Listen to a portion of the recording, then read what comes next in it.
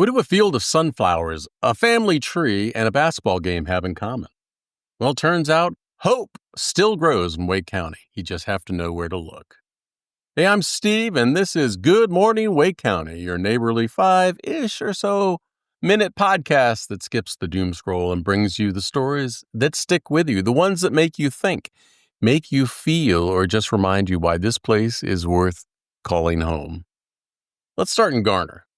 Just past where the mailbox leans a little too far, like it's been listening in on every neighborhood secret. A retired firefighter grieving the loss of his beloved wife did something extraordinary. Not with words, not with a plaque, but with seeds. He planted sunflowers, and not just a patch, a field. Bright golden blooms stretching towards the sky, like they're listening for her laughter in the breeze. Now, the News and Observer called it a way to remember his wife and bring joy to the neighborhood. That's about the best definition of love I've heard all week. Anyone walking by is welcome to take a flower free of charge, grown from grief and rooted in generosity. And I'll tell you this from experience, the only thing braver than running into a burning building is letting your heart stay open after it's been broken.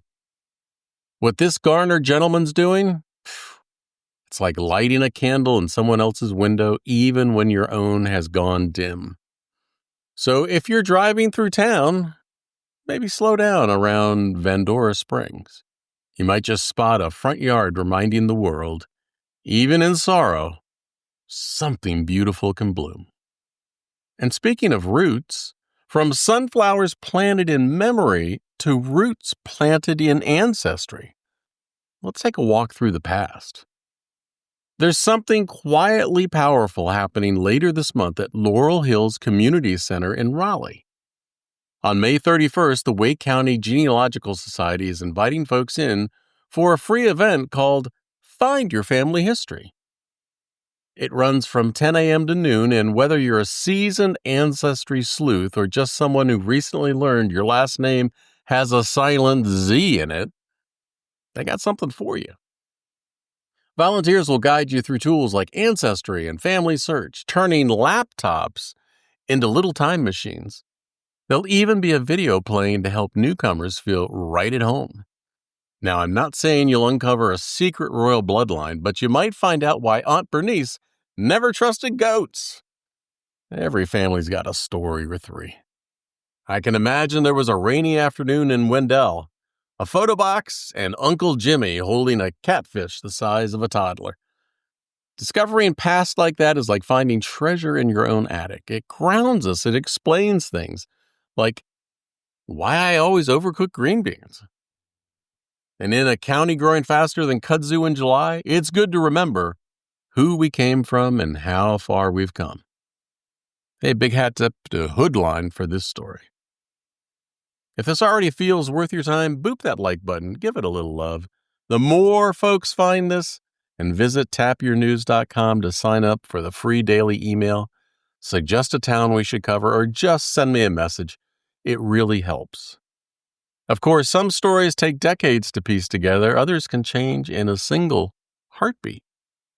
It happened during an NC State women's basketball game earlier this year.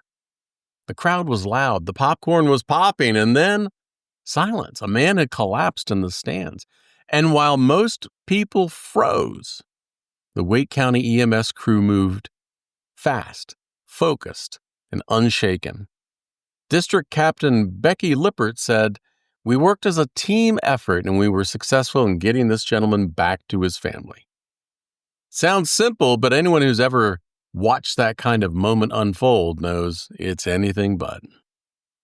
This week at the Garner Local Heroes Breakfast, Becky and her team, along with Garner Fire Rescue state troopers and local police, were honored. Not for glory, but for grace under pressure. And it reminded me of a fire years back near Wake Forest where I was a first responder. A neighbor's house lit up the sky like sunrise at midnight. And the crew rolled in like it was just another Tuesday. That's the kind of strength you can't teach in a PowerPoint. These are the folks who show up when we're at our worst and quietly help us get back to something better. So next time you see a fire crew in line at Biscuitville or an EMS rig parked outside Sheetz, hey, give them a nod, maybe even a thank you. Because here in Wake County, heroes don't wear capes. They wear boots, radios, and a readiness that could save your life. Big hat tip to CBS 17 for letting us know about that story. From a front yard of sunflowers to a family tree unfurling in a community center, to a heartbeat brought back in the middle of a basketball game, hope is still growing in Wake County. If you enjoyed the podcast today, it's free to subscribe, hit the like button, or tell someone else about it. It'll help me, it'll help you too, and I love win-win outcomes. And when you hit that like button, it tells the algorithm this was worth listening to. And that helps more folks find their way here. Till next time, I'm Steve, reminding you, sometimes the best news isn't breaking, it's blooming. See ya.